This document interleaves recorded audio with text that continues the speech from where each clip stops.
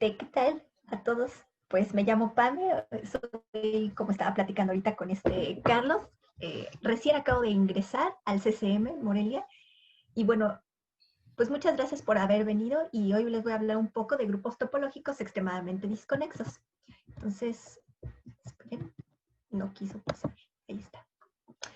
Entonces, bueno, en principio vamos a hablar de algunos conceptos, resultados clásicos e interesantes de los grupos topológicos y también otros de grupos booleanos. Después les mencionaré una propiedad muy conocida en topología, que es la disconexidad extrema. Les platicaré un poco de ella. Y después trataré de unir en la parte número 3, tanto grupos, un problema que habla de grupos de disconexidad extrema, qué resultados ha habido hasta la fecha, por qué es interesante este problema y pues ya, ¿no? Utilizando, como aquí se puede leer, algunos ultrafiltros, bueno, unos tipos de ultrafiltros, los ultrafiltros unión y ultrafiltros rápidos, algunos resultados dentro de la teoría de Ramsey, que, bueno, estos son resultados clásicos dentro de la teoría de conjuntos, ¿no? Y pues el uso de ultrafiltros parece que ha adquirido gran relevancia justo en este problema del que les voy a hablar. Entonces, bueno, y después les diré unas conclusiones y una conjetura que hay respecto a ese problema, que se toca en el inciso número 3. Entonces, pues empecemos con grupos topológicos y booleanos. Aquí les pongo nada más dos definiciones para recordar lo que es un filtro y lo que es un ultrafiltro.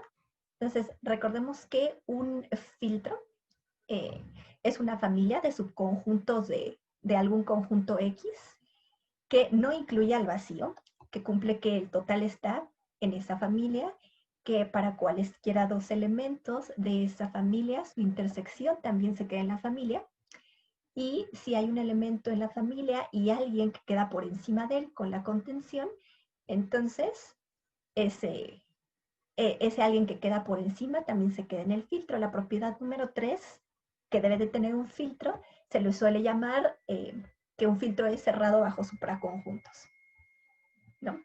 Y bueno, un ultrafiltro es un filtro maximal, ¿no? Entonces, si existe un filtro F, tal que se quede por encima de un ultrafiltro, tienen que ser iguales, ¿no? Y en cuanto, bueno, esas dos son las únicas definiciones que creo que voy a estar utilizando en cuanto a filtros. Son, bueno, son más bien sencillas, no necesito nada más sofisticado, tal vez.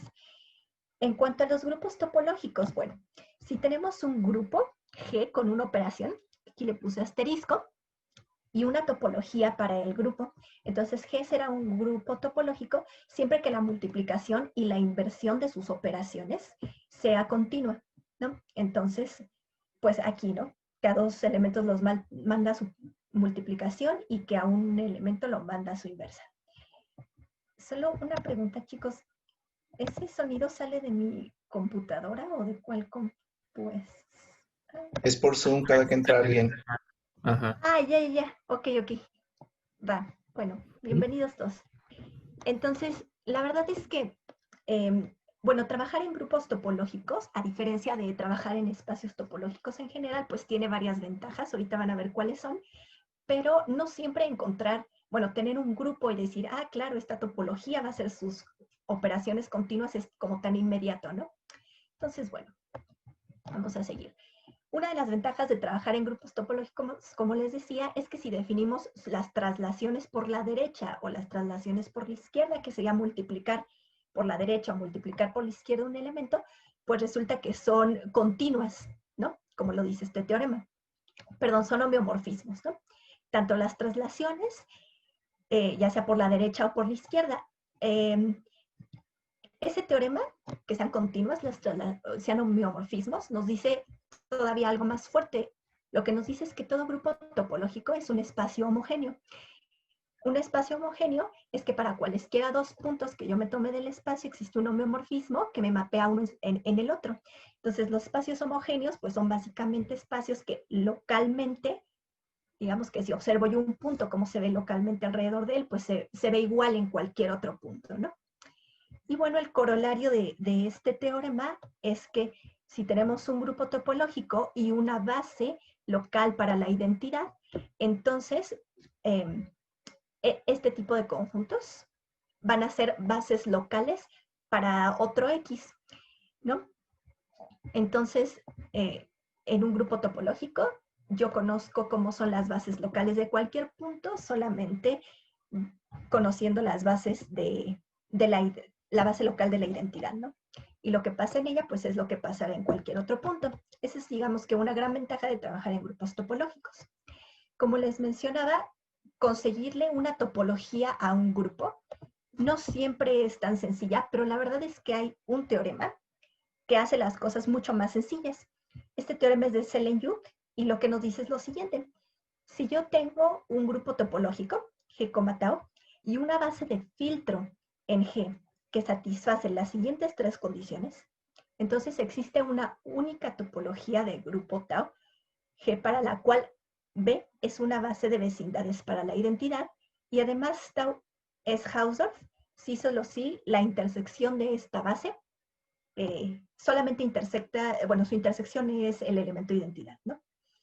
Entonces, pues este resultado la verdad es que es muy bonito porque, si, como les mencionaba, ¿no? Si yo tengo un grupo, necesito asociar una topología, pero conozco un filtro que me puede servir, que cumpla esas condiciones, pues puede ser que ese filtro me induzca una topología interesante, ¿no? Una topología de grupo, pues, ¿no? Entonces, pues aquí digamos que es el primer resultado que liga filtros con grupos topológicos. Entonces,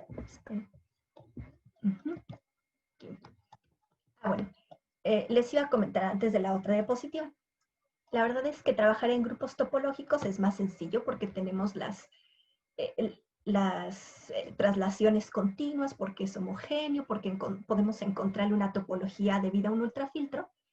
Pero también una de las ventajas de los grupos topológicos es que las propiedades de compacidad y el grado de separación cambian a diferencia de los espacios topológicos, como lo dice el siguiente teorema. Entonces, fíjense, la estructura algebraica afecta a la compacidad y, bueno, el teorema de Ivanovsky-Kuzminov es un resultado emblemático de esto. Todo grupo topológico que es compacto es un compacto diádico. Lo que significa que un compacto sea compacto diádico es que se puede expresar como la imagen continua de un cubo de Cantor, donde un cubo de Cantor, pues es el espacio 2 a la capa, bueno, 0, 1 a la capa, donde capa es un cardinal.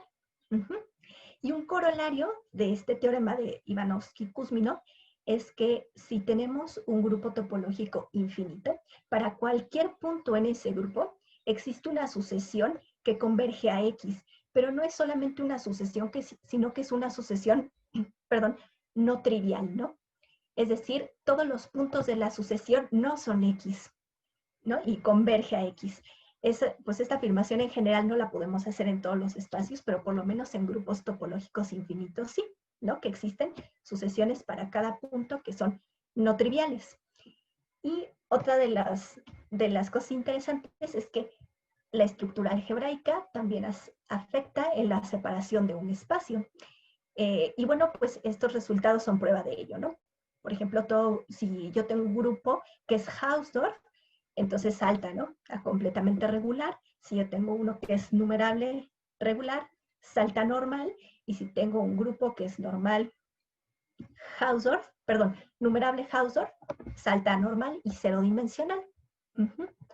Ah, sí, al inicio lo comentamos, chicos, pero bueno, si tienen preguntas, ya sea que me pueden interrumpir o las podemos dejar al final de la clase, como a ustedes les parezca mejor. ¿Sí? Yo justo ahora tengo una. ¿En el corolario necesitas compacto en el grupo? ¿Cómo? ¿Perdón? ¿En el corolario el grupo G es compacto? El grupo G. Ah, sí. Perdón, sí, se me olvidó. Sí, perdón. Tiene Pero que ya nada más es ser lo que le falta, ¿verdad? Compacto, infinito y compacto. ya. Sí, perdón, en el corolario. Sí, compacto infinito. Muchas Va, gracias. gracias. Sí. Y bueno, entonces, en cuanto a esto, ¿no? Y en cuanto a los grupos booleanos, y también les quiero hablar porque más adelante veremos por qué es relevante también hablar de grupos booleanos. Entonces, un grupo booleano, pues es un grupo en el que todos sus elementos son de orden 2. Entonces, bueno, eso significa que al aplicarle la operación por sí mismo me da la identidad, ¿no? Es muy sencillo. Y aquí tenemos dos ejemplos importantes, ¿no? En cuanto a grupos booleanos. El primero de ellos es que Z2 es un grupo booleano, porque si tenemos 1 más 1, pues nos da 0, 0 más 0 es 0, ¿no? Y no solamente eso, sino que si tenemos un kappa, un cardinal, entonces todos los subconjuntos finitos de kappa, con la diferencia simétrica y el vacío, también me forman un grupo booleano. Entonces, nada más recordemos aquí que la diferencia simétrica entre los conjuntos, pues sería la unión de la diferencia, ¿no? Entre ellos. Entonces, ¿por qué este sería un grupo booleano? Porque si yo me tomo un subconjunto finito de kappa, un subconjunto de diferencia simétrica consigo mismo, siempre es el vacío. Y el vacío, pues en ese caso particular, es la identidad del grupo.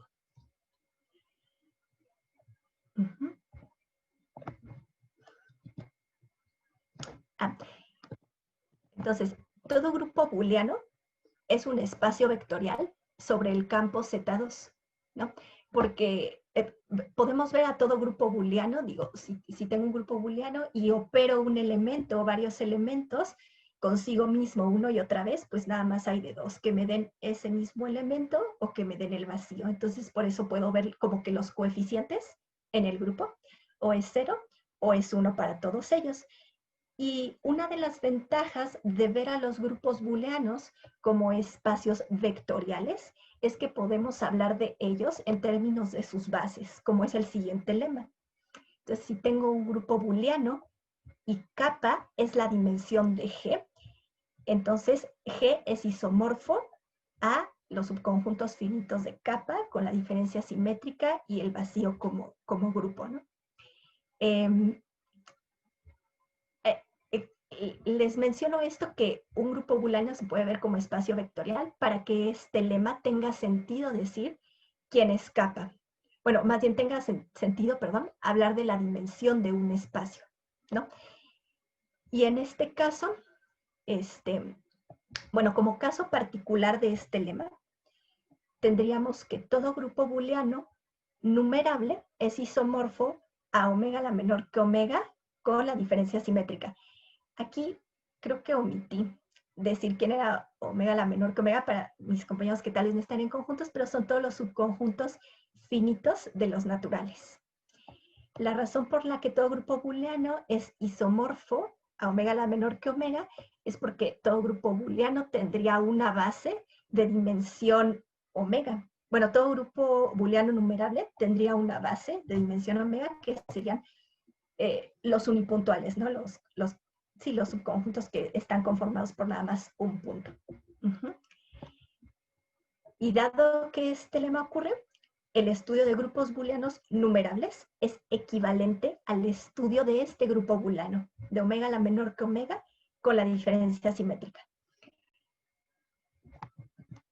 Entonces, hablemos un poco de disconexidad extrema.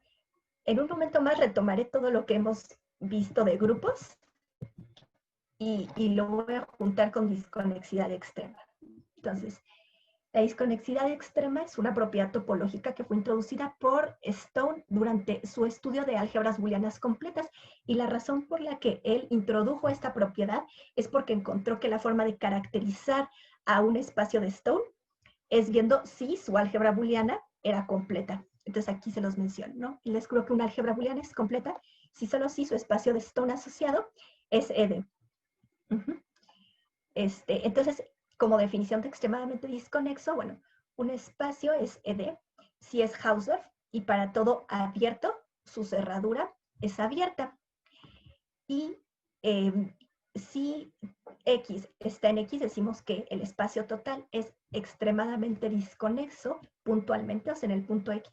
Si para cualesquiera dos abiertos ajenos, tales que X esté en la cerradura de la unión de ellos, entonces X escoge y escoge a uno de ellos. Escoge estar en la cerradura de uno o en la cerradura de otro. Aquí les doy dos definiciones de extremadamente disconexo, una de extremadamente disconexo en todo el espacio y uno puntualmente. Entonces, como era de esperarse, son equivalentes, ¿no? Que un espacio sea ED en todo X es equivalente a que sea ED puntualmente en cada uno de X.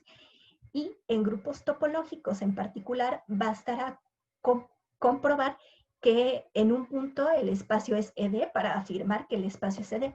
Como hablamos que los grupos topológicos son espacios homogéneos, pues queremos checar una propiedad, bastará que un punto la cumpla, ¿no? En este caso, la disconexidad extrema. Una pregunta. Es que, bueno, creo que estoy Sí, un poco Carlos. confundido. Porque, ajá. Según yo, o sea, lo que recuerdo, la clausura separa uniones, ¿no? La Uniones, clausura separa ajá. uniones. Entonces, por Sí. ejemplo, si X estuviera en la clausura de la unión, tendría que estar, o sea, ya se cumplía lo otro, ¿no? Que esté en una o en la otra, en el punto 2 de la definición. Perdón, es aquí exclusivamente en una o en otra. Ah, ok. Perdón, Ya, no ya. puede estar en las dos. Entonces, escoge estar en la cerradura de uno, pero no en la cerradura del otro. Solo Mm, exclusivamente en una. Tal vez ahí debí de haber puesto que era exclusivamente en una de ellas. sí. Sí, de hecho creo que sí lo dijiste, pero ya te entendí. Gracias. Sí. Entonces, bueno, si como dice Carlos, aquí es la clausura de uno o de otro, pero no en ambas. Entonces, si X es un espacio T2 y ED, entonces es disconexo. Con esto a lo que me refiero es que la disconexidad extrema, por lo menos en los espacios Hausdorff, sí juega un papel como de un grado mayor de disconexidad, ¿no? O sea, que sea ED, si es que sea más disconexo, por así decirlo, ¿no? Y bueno, las siguientes son equivalencias de ser ED. Si un espacio es ED, entonces lo ED se hereda a los densos y se hereda también a los abiertos. Y si hay dos abiertos que son, para cualesquiera dos abiertos, la cerradura de la intersección es igual a la intersección de las cerraduras, y para cualesquiera dos abiertos ajenos, también sus cerraduras son ajenas. El número 4, pues, no se cumple siempre, ¿no? En cualquier espacio esa igualdad, ¿no? Es más bien era la que comentaba Carlos de la unión, pero bueno, en los espacios CD, que se cumple esta propiedad sirve para caracterizarlos, ¿no? Y gracias a estas equivalencias, pues podemos tener unos ejemplos de espacios CD. Por ejemplo, el siguiente. La compactación de Checkstone o de Stonecheck es ED si solo si X. Déjenme muevo esto. Si solo si X es ED. Esto de la compactación pues se sigue por la equivalencia de que ser ED se hereda a los densos, que aparece aquí, ¿no? Toda sucesión convergente en un espacio ED es trivial. La verdad es que no les traigo la prueba de eso, no la escribí, pero no es como tan rápida. Y todo espacio discreto pues es un espacio ED. Recuerden que la topología discreta en un conjunto es el conjunto potencia. Todos los subconjuntos del conjunto son tanto abiertos como cerrados en la topología discreta.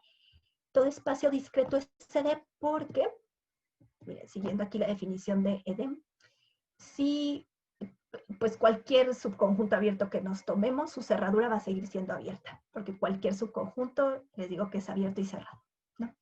Entonces, bueno, en principio, pues ya tenemos un montón de ejemplos de espacios EDES, todos los discretos, ¿no?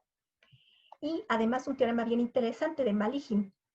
Si existe un grupo topológico, Hausdorff, ED, que no sea discreto, existe un grupo topológico booleano, Hausdorff, ED, que es no discreto.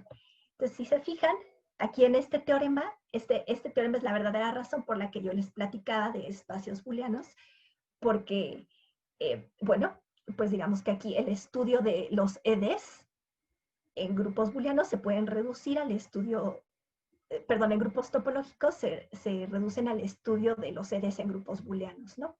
Por lo menos. Y nada más aquí les platico un poco de la demostración. Resulta que si X, este resultado que les voy a platicar aquí, lo escribió Froelich, y él nos dice lo siguiente: si X es un Hausdorff ED, y tenemos un homeomorfismo de X en X, entonces el conjunto de los puntos fijos es Klopen. Entonces, en particular, si consideramos el homeomorfismo que manda un punto a su inversa, pues del teorema anterior tendríamos que el conjunto de los puntos fijos, que en este caso es n, de los puntos fijos de H, es Klopen. Y los puntos fijos de H, pues no es más que los puntos que por sí mismos nos dan la identidad, o sea, un grupo booleano, ¿no?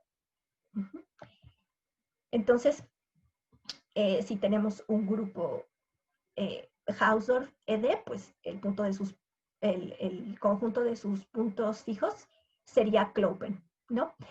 Y aparte, si lo tenemos no discreto, resulta que la propiedad de ser no discreto en grupos topológicos se hereda abiertos. Como M es un abierto, es un Klopen, por eso se hereda y también es no discreto. Entonces, ahora sí, les platico de un problema que es relevante e interesante en el área. Ya habíamos platicado que todo espacio discreto es un ejemplo de un espacio ED, pero la pregunta es si será cierta la afirmación inversa, si todo espacio que es ED también va a ser discreto. Entonces, en principio la respuesta resulta negativa siempre que consideremos, por ejemplo, la compactación de los naturales, ¿no? Entonces, sí hay una diferencia entre estas dos clases, ¿no? De los espacios discretos y de los espacios ED. Y la compactación es ED por lo siguiente. Si se acuerdan, habíamos visto aquí un teoremita, dice, la compactación de un conjunto SD sí solo sí X es ED. Y eso es cierto, ¿no? Porque la compactación es SD porque los naturales, SD porque los naturales era discreto. Sin embargo, ya visto como compactación, no puede ser discreto porque la compactación pues es un compacto por definición y no hay compactos que sean discretos e infinitos. Entonces tendría la compactación para ser discreta tendría que ser finita y sabemos que pues eso no. Lo último que es que sea finita, ¿no? Entonces, por lo menos la clase de los espacios discretos y la clase de los espacios ED no es la misma. Sin embargo, si añadimos la condición de grupo topológico, la relación entre estas dos clases, pues resulta ser que se mantiene como pregunta si cambiará o no cambiará. Y esta pregunta se la hace Alexander Arhangelsky en 1967. Es justo lo que él se pregunta, ¿no? Si existirá un grupo topológico T2ED que sea no discreto, ¿no? T2, ¿por qué se le pide? Pues porque es pues como lo mínimo para poder empezar a tener riqueza en espacios topológicos. Y bueno, resulta que esta pregunta, hasta la fecha, se tienen algunas respuestas parciales, pero no todavía totales. ¿Qué pasaría si no existiera un grupo ED no discreto? Pues lo que pasaría es que estas clases son iguales en los espacios topológicos y eso significaría en una instancia que la estructura de grupo sí afecta sobre la disconexidad de los espacios. Entonces, pues eso sería muy interesante, ¿no? Ver cómo una estructura algebraica acaba interfiriendo en una propiedad que es meramente topológica. Entonces, les voy a comentar algunas respuestas parciales que se podrían tener de esta pregunta hasta la fecha. Entonces, analicémoslo. Si existiera un grupo ED no discreto, en principio no puede ser compacto, pues ya sabíamos, no puede ser compacto, perdón, ya que las sucesiones convergentes en un espacio ED son triviales, mientras que en todo grupo topológico compacto tiene sucesiones convergentes que son no triviales. De hecho, ahí está la corrección que me hizo el otro compañero, ¿no? Sí tenía que llevar compacto ahí. Entonces, los compactos, digamos que quedan descartados. Y por el teorema de Maligin, la búsqueda de un grupo ED no discreto, pues se reduce al caso de la búsqueda de un grupo booleano ED no discreto. Además, como todo grupo booleano puede ser identificado por un grupo del tipo kappa la menor que omega para un cardinal kappa, pues el estudio de estos grupos, de los subconjuntos finitos de capa con la diferencia simétrica, resulta que se vuelve relevante en esta área, ¿no? Otra cosa, si asumimos hipótesis adicionales, pues entonces sí podemos construir grupos topológicos ED que sean no discreto, pero asumiendo hipótesis adicionales, ACTFC. Y bueno, aquí me tapo un poquito la pantalla. Espérenme. Bueno, ya no alcanzo a ver el último renglón, como que el zoom me lo tapa, pero pues lo que dice es que no hay un grupo numerable ED no discreto. Es decir, esta pregunta de Archangelski ya fue contestada para el caso numerable, y por lo menos para el caso numerable, pues las clases ED y discreto sí son la misma en grupos topológicos. Sin embargo, les adelanto, la verdad es que no se han tenido avances para el caso no numerable, entonces esta pregunta sigue abierta en el caso no numerable. Y esta del caso numerable, pues fue resuelta recientemente, fue en 2014 cuando se dio una prueba de ello. Muy bien. Los últimos dos incisos los pongo en rojo porque es de los que me gustaría que habláramos un poco más. Bueno, de los otros ya los platicamos, pero estos dos me están faltando, ¿no? Entonces, lo que voy a ver ahorita, pues es cómo construir con hipótesis adicional justamente un grupo topológico ED que sea no discreto. Entonces, de ultrafiltros unión a grupos ED no discretos. Primero les voy a hablar qué es esto de un ultrafiltro unión, ¿no? Denotaremos por omega la menor que omega. Esta definición debería haberla puesto al inicio, ahora que lo veo, como los subconjuntos de los naturales, que son finitos, y afín, pues, todos los subconjuntos finitos, salvo por el vacío. Y aquí repetí otra vez, sea afín.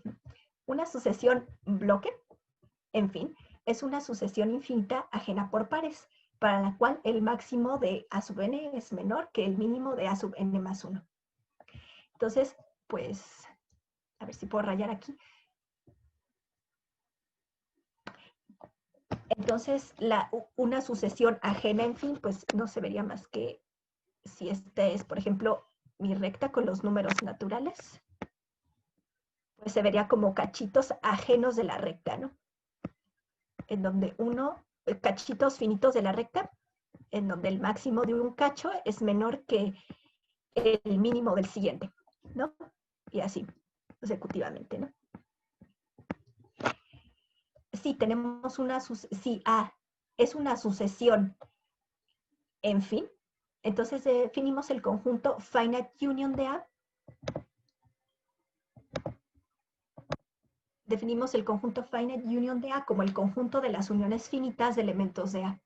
Por eso se abrevia FU, es finite union de A. Las sucesiones, las uniones finitas en elementos de A.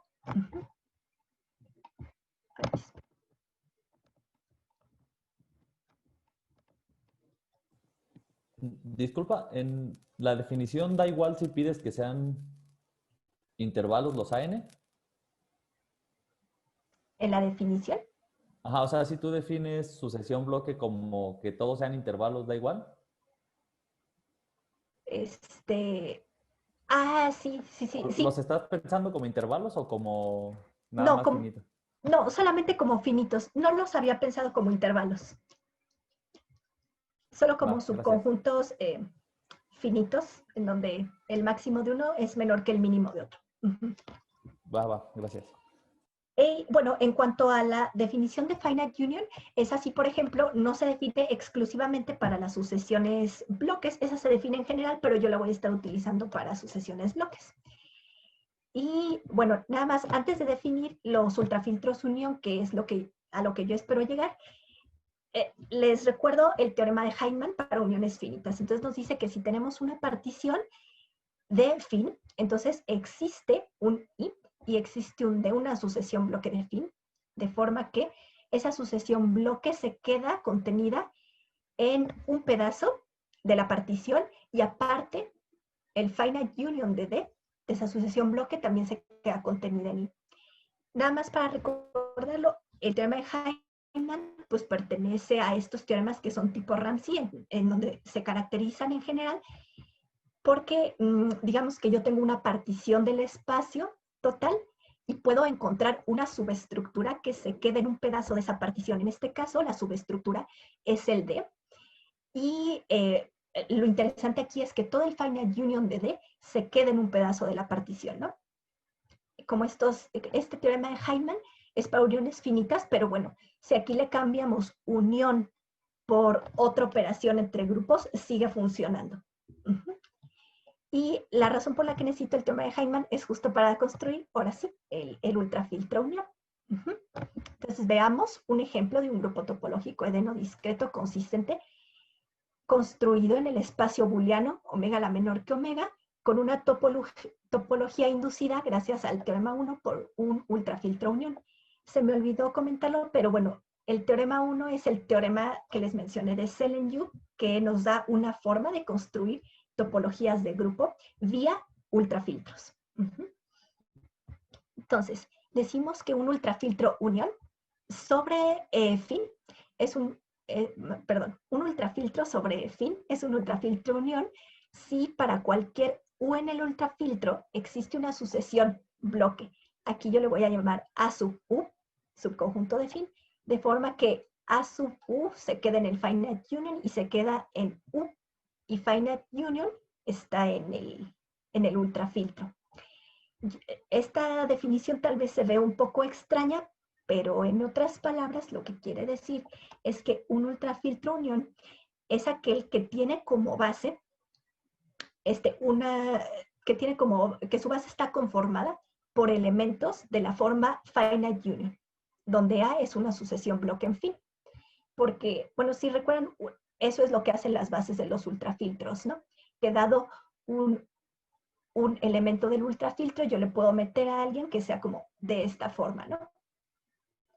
A ese elemento del ultrafiltro. Entonces, el ultrafiltro unión, pues es justamente quien tiene una base conformada por este tipo de elementos, por finite union de sucesiones bloques, ¿no? Ese es un ultrafiltro unión. Y pues resulta que tenemos que asumir una hipótesis adicional, aquí sería P igual a C, para corroborar la existencia de un ultrafiltro unión en fin. Hasta ahora, pues, creo que P igual a C es como el mejor debilitamiento que podemos utilizar para mostrar la existencia, ¿no? Aquí, si se fijan, pues ya de un problema que era meramente topológico, ya acabamos en teoría de conjuntos, y nada más para recordarles que, bueno, P es conocido como el número de pseudointersección, es un invariante cardinal del continuo, y, bueno, y aquí lo escribo, ¿no? En el primer renglón, para los que tal vez no están tan familiarizados con él. Pero P es el mínimo de los cardinales, para los cuales F es una familia centrada y sin pseudointersección infinita. Entonces, bueno, aquí nada más hago un pequeño esbozo de la demostración para construir el ultrafiltro unión, porque la verdad es que es muy largo y muy tediosas todas las cuentas.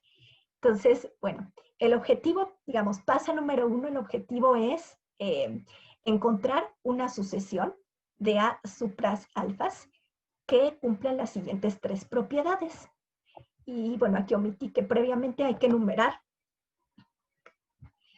X alfa es una enumeración del conjunto potencia de fin.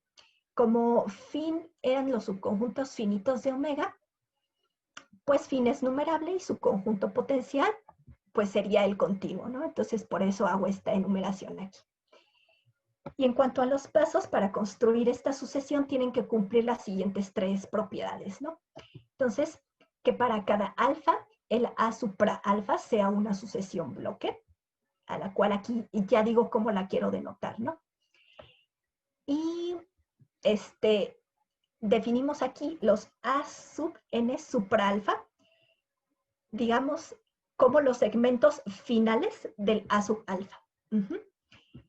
Entonces, aquí note que los A sub n supra alfa es también una sucesión bloque, y cada uno de estos segmentos finales pues se quedan justamente en el A supra alfa.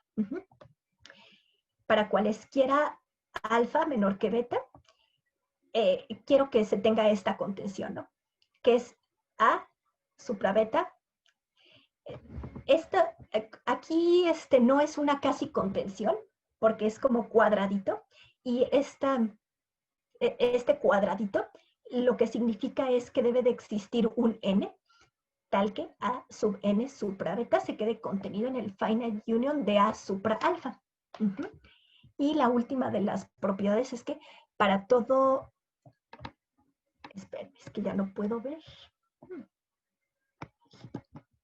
Para todo alfa, el finite union de A supra alfa se quede contenido en el X sub alfa, o bien el finite union de A supra alfa se quede en X sub alfa complemento.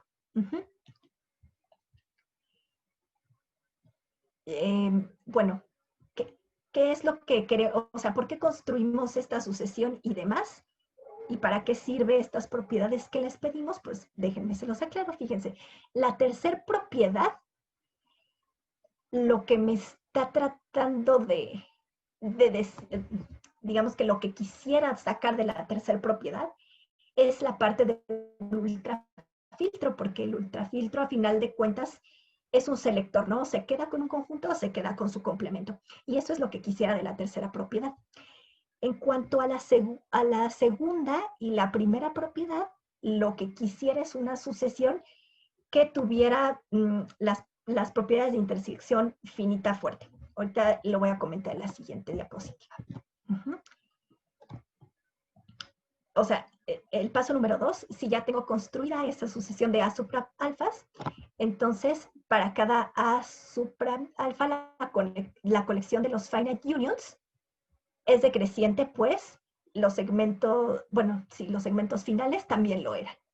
Entonces, lo que yo estoy buscando es una colección de finite unions que sea una familia centrada con la propiedad de la intersección finita fuerte, porque si logro conseguir esta familia, entonces puedo extenderla a un filtro que la contenga, el cual lo llamaremos F sub alfa. Y en el paso número 3, si hacemos el ultrafiltro unión como la unión de estos filtros que estoy generando a partir de cada una de estas familias, entonces ese resulta ser el ultrafiltro unión buscado sobre fin. Entonces, yo sé que la construcción se ve como, pues sí, un poco tediosa, y la verdad es que sí, describirla todo también fue en su momento muy tediosa, ¿no? Pero la ventaja de esto es el teorema, ¿no? Que sale de esto. Si tenemos un ultrafiltro unión sobre fin, entonces este conjunto B, que ahorita les digo qué es, induce una topología de grupo no discreta extremadamente disconexa, Hausdorff sobre el grupo de omega la menor que omega con la diferencia simétrica. Este B, que va a estar formado por los finite unions unión el vacío, cumple todas las propiedades que yo le pedía en el teorema 1, el de Selén-Yuc. Y justamente este B es el que representa la base de filtro para la identidad, que en este caso es el vacío, que genera una topología de grupo sobre este grupo.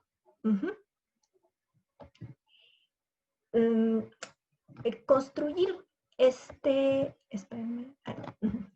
Entonces, construir este grupo topológico no discreto ED vía un ultrafiltro unión es un método, pero también hay otro método que aquí ya no lo alcanzo a mencionar, pero también se puede construir utilizando ultrafiltros Ramsey. Solamente que, bueno, como algunos de ustedes sabrán, pues la existencia de un ultrafiltro Ramsey también necesita hipótesis adicionales, ¿no?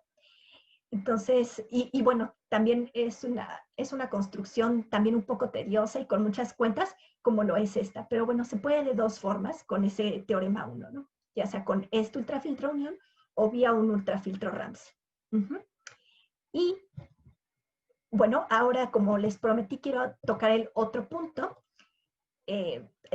Si se acuerdan, cuando le puse los ítems, había dos ítems en rojo, que era la construcción de un grupo con propiedades adicionales, y la otra parte que era ver que el caso numerable ya estaba resuelto, ¿no?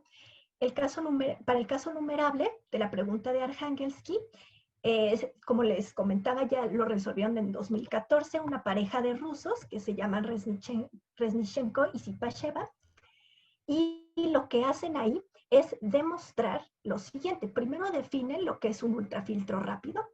Entonces, bueno, un ultrafiltro rápido es aquel para el cual existe una función del que para toda sucesión de subconjuntos finitos existe un elemento de U para el cual ese elemento intersección con la sucesión se queda por debajo de F evaluado en N.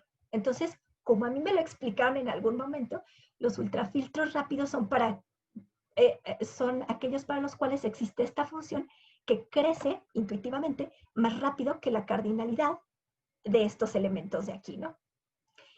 Resulta ser que la existencia de un grupo topológico de no discreto implica la existencia de un ultrafiltro rápido. Pero Miller ya había anunciado que la no existencia de ultrafiltros rápidos es consistente en ZFC. Entonces, ¿qué es lo que eso significa? Que si suponemos la existencia, perdón, más bien, que los grupos topológicos ED no discretos y numerables en principio no pueden existir en ZFC. Entonces, digamos que este resultado es hasta ahora el más, pues el resultado más importante que se tiene respecto a esta pregunta y sí, pues el que más ha dado de a qué hablar. Este paper que ellos publicaron, la verdad es que es bastante largo y utilizan muchas herramientas de, no solamente de ultrafiltros rápidos, sino de P puntos, de Q puntos y otro tipo de subconjuntos que ellos les llaman los conjuntos thick o gordos. Pero la verdad es que ya no andé más en este tema porque es un desarrollo amplísimo el que ellos hicieron. Y bueno, y solamente quiero darles como unas conclusiones respecto a esto, ¿no? Entonces, la verdad es que el escenario generado alrededor de la pregunta de Arhangelsky, pues sí nos ha dado información, ¿no? Respecto a cómo la estructura algebraica afecta la desconexidad del grupo. La estructura algebraica, pues ya vimos que afecta tanto en la separación, en la homogeneidad, en cómo son las vecindades de un espacio, pero la verdad es que en cuanto a la desconexidad, pues es un buen punto en donde checar, ¿no? Todavía. Y hasta la fecha, digamos que queda todavía una conjetura abierta. La conjetura dice lo siguiente. Para todo grupo topológico G que sea extremadamente disconexo y toda función continua que vaya de G en 2 al omega, existe un abierto no vacío tal que f de u es nunca denso en 2 al omega. ¿Qué pasa si esta conjetura fuera cierta? Pues que se tendría una prueba alternativa a la que dieron Reznichenko y Sipasheva para grupos topológicos numerables. Es decir, de ser cierta, hay otra forma de verificar que grupos ED numerables no discretos no existen, por lo menos en ZFC. Esta conjetura se las platico porque resulta que la tienen Ariet y Michael, la han estado trabajando, pero la verdad es que es difícil trabajarlo porque la verdad es que encontrar grupos topológicos que sean extremadamente disconexos y luego tratar de ver cómo interactúan las funciones continuas ahí, pues es pues sí, no es como tan sencillo, ¿no? Y bueno, ellos creen que sí podría ser cierta, pero estaría interesante, ¿no?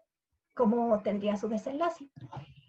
Y pues creo que por ahora fue todo. Muchas gracias. No, muchas gracias a ti. La verdad que estuvo muy interesante la plática. No sé si alguien del público tenga alguna pregunta.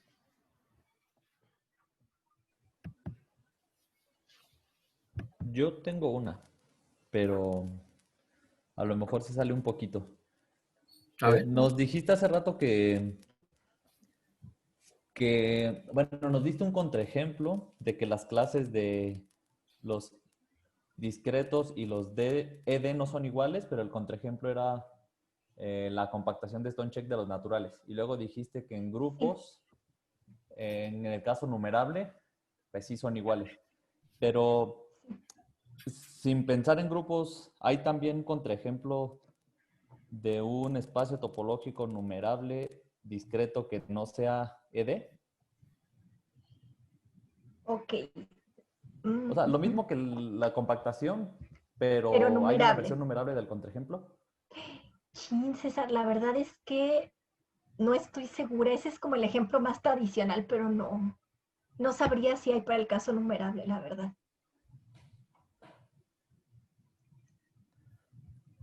Es que estaría chistoso, ¿no? Que probaran que eran igual en los grupos sin como tener una intuición de que deberían ser diferentes porque antes eran diferentes ya en grupos topológicos, digo, en Como, espacios topológicos. como que no habría habido mucha diferencia, ¿no?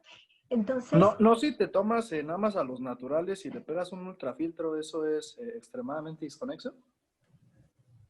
a los naturales y les pegas un ultrafiltro. Sí, o sea, nada más agarrarte un punto extra de la compactación de De la Stone Chip, ¿no?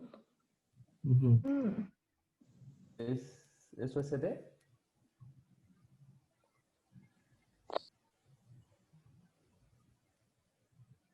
Pues Sí, ¿no? sí. Pues sí, porque de hecho es cero dimensional.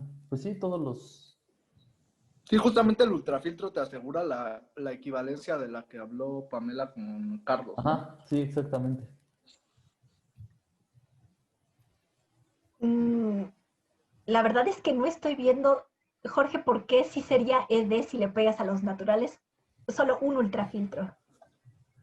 Ah, bueno, es que he visto una equivalencia que decía que era lo mismo que, bueno, ser ED en cada punto, Claro, ¿no? claro. Pero, Sí. y bueno, ahí el único que importa es el ultrafiltro. Sí. Esto, ¿no? Ajá, y la cosa es que pues si te tomas dos abiertos ajenos que tienen al ultrafiltro, bueno, por ser ultrafiltro, como que la intersección de esos abiertos con los naturales, pues hay a fuerza nada más uno único de ellos que está en el ultrafiltro, ¿no? Sí. Y eso significa justamente que si al ultrafiltro le pegas ese elemento, pues eso es ajeno es un abierto que tiene al ultrafiltro y es ajeno con tu otro abierto. Sí, claro. Ok. Creo. Entonces, y en cuanto a lo de no discreto, ay, espera. Ajá, es que a lo mejor es más fácil de definir el espacio si agarras bueno, los naturales discretos, pones un puntito extra y las vecindades del puntito son el puntito unión los elementos que están en el ultrafiltro. Que es lo mismo pues que pegarle el ultrafiltro adentro Ok. de la compactación de StoneCheck, Ok. pero es como cuando tienes una sucesión convergente, es lo mismo pero para el filtro de Frechet. Pero si ya lo vuelves Sí. ultra, sí, como dice Jorge, te da exactamente que SD. Uh-huh. Ok.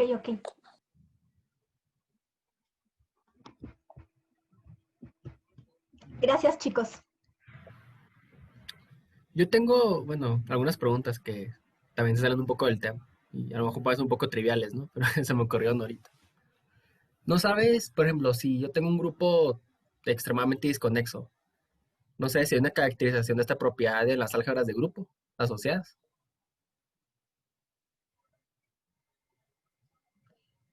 Perdón, no entendí la pregunta, Carlos. A ver, ¿me la repites? Ujú. O sea, por ejemplo, yo tengo, digamos, el grupo topológico, ¿no? Ajá. Bueno, a ver, déjame, creo que le tengo que... Ah, no es necesario, ¿no? O sea, tengo el grupo topológico, Uh-huh. Hausdorff, digamos, y asocio, bueno, sí le voy a pedir que sea Hausdorff y localmente compacto, ¿no? Y tengo álgebras de grupo Uh-huh. asociadas. No hay una condición, no hay algo que caracterice, no hay una condición en las álgebras de grupo que caracterice que el grupo sea extremadamente desconexo. Uh-huh. Pues más de, no conozco otra caracterización adicional de las que Oh, mencioné. ok. Sí, solo era una pregunta ahí que se me había ocurrido.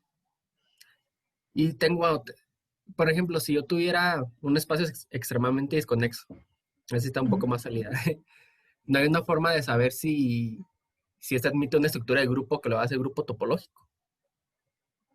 Tienes un espacio de si este admite una estructura de grupo, que lo haga grupo topológico, híjole, pues así como un método tal cual, no, la verdad es que el único, o sea, como que método interesante que yo conozco adicional es checando con ultrafiltros, ¿no? Con el teorema que les había mencionado, pues. Ajá. O sea, ir Pero checando. más, Ajá. ¿mande?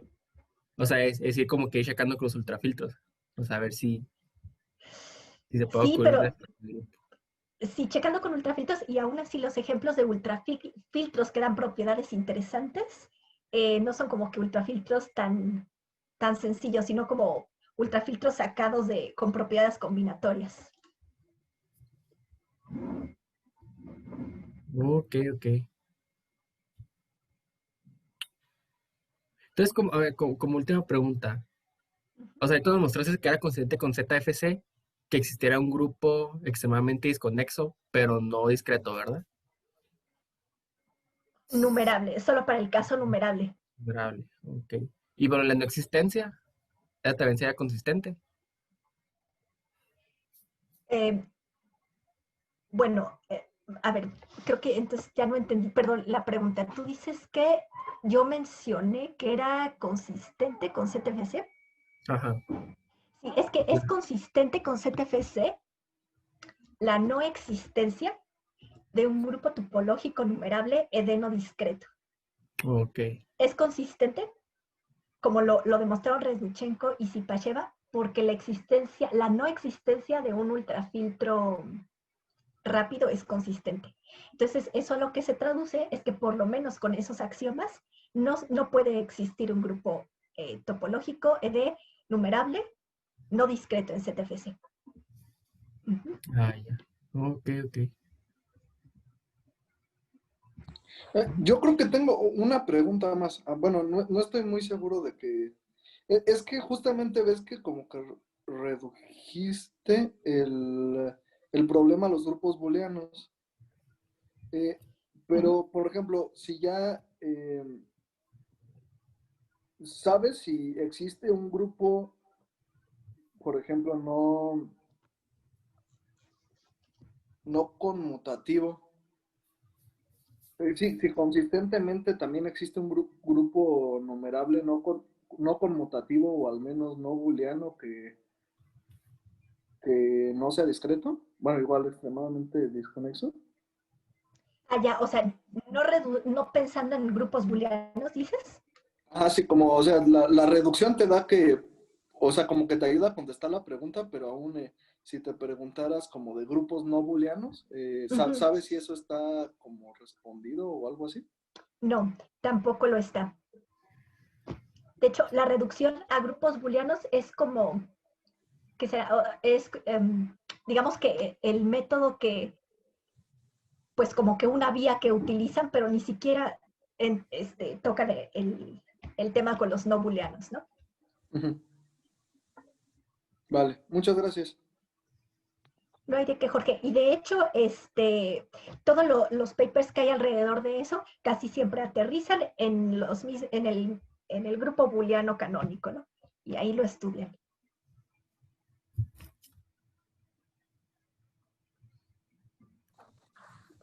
Gracias.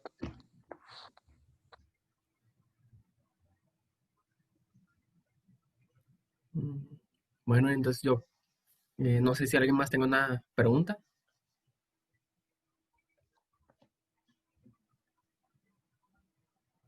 Bueno, si no es así, pues te volvemos a agradecer, Pamela. Muchas gracias por la plática. No, pues al contrario, muchas gracias a ustedes por la invitación y sobre todo pues a los que asistieron por su tiempo. Ujú. Bueno, antes de cerrar la sesión y todo eso, queda nomás dar unos anuncios. O sea, esta pues fue la última sesión del seminario del año. Del siguiente ¿Y la año, cena? no, el- hablamos de eso el siguiente año. Entonces, el siguiente año vamos a tener otra, el 12 de enero concretamente. Ya les mandaremos la invitación. Pero ya lo que consideraron en 2020, pues esta ya fue la última.